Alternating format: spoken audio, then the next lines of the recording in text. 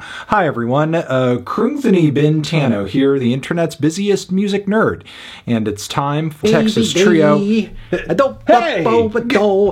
Get out of there! I live here. This is mi casa. What are you doing in mi casa? You live there? That's where you're living? Well, yeah, this is where I live. I'm living here, and if you're going to be looking at mi casa, you're going to see me. So keep your nose out of mi casa. Okay, well, yeah, this is the band's fourth full-length album, solo anyway. In 2022, though, they did drop a collab album with Malian singer Viu Farkatoré, which in concept wasn't a bad move for Khruangbin, as I think stylistically there is a lot of crossover appeal there.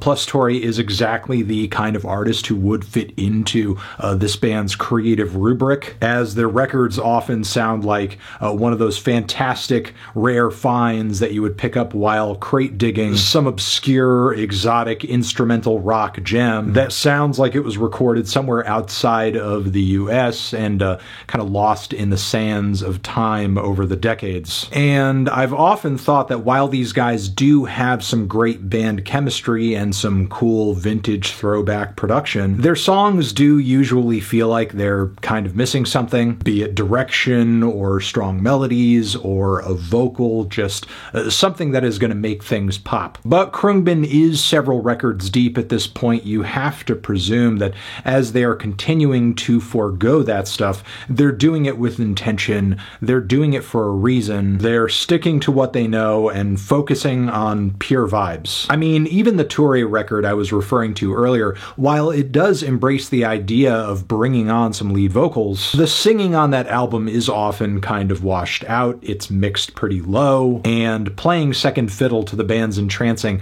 nostalgic grooves, which the band is leaning even further into on Alla Sala. They are getting back to Khruangbin basics with those warm, simple, groovy bass lines, sparkling, shimmering, jammy, and sort of psychedelic-leaning guitars that are loaded with flavorful licks and chord phrasings, and drums, of course, that are flawlessly tight and on tempo. The throwback production vibes strike once again, too, as the band's sound continues to not be low fidelity, but maybe slightly limited fidelity, as the bass is not as round and thick and as overpowering as it tends to be on a lot of modern albums. Meanwhile, the mids and highs sound at least a little dirty and dusty much of the time. It's clear the band doesn't want anything on this record sounding too crisp, too digital. And I do appreciate that attention to detail and that sense of immersion that the band is bringing on this record. But what continues to be uninteresting about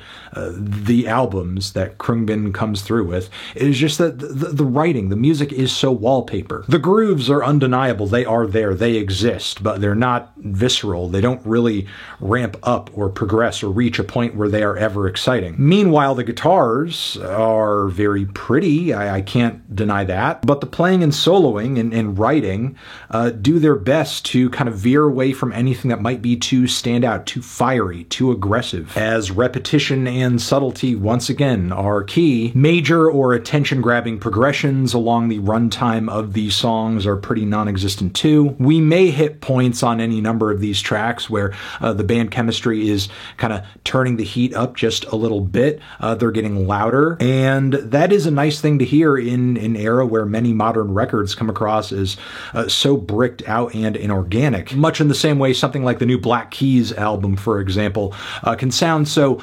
rough and fuzzy on the surface, but at its core be as soulless and as artificial and as formulaic as any mid-tier pop artist debut. But despite all this, truth be told, I really struggle to see the appeal of this album and what the band is doing on it for me, as I will take memorable writing over a decent, palatable vibe any day. One of the most unintentionally hilarious moves on this record is that we legit have interlude type songs shoulder to shoulder with tracks that pretty much sound like interludes anyway. It just kind of ends up falling into the background over time regardless, much in the same way it did on their last full-length Mordecai. Which, one thing I can give Alla Sala is that the track list does sound a bit more varied. The organs on Ada Jean, for example, are a little spooky. Ooh, that's kind of a surprise. There are also a few kind of standout songs in the track list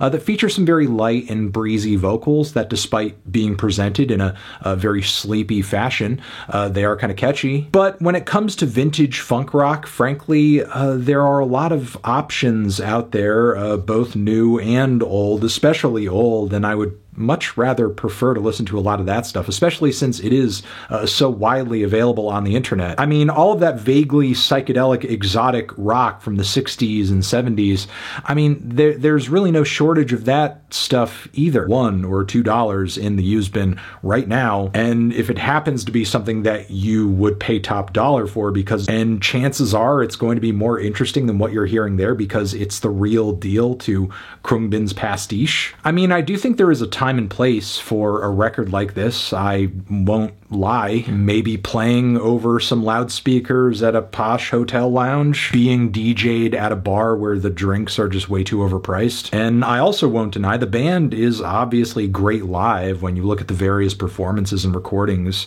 of them out there doing their thing. But I don't know, on record for personal casual listening, just on my own, I just don't see the appeal. I would just prefer to listen to anything that's actually trying to be memorable in any way or leave an impression on me of some sort. Which is why I'm feeling a strong 4 to a light 5 on this one. Transition, have you given this album a listen? Did you love it? Did you hate it? What would you rate it? You're the best, you're the best. What should I review next? Hit the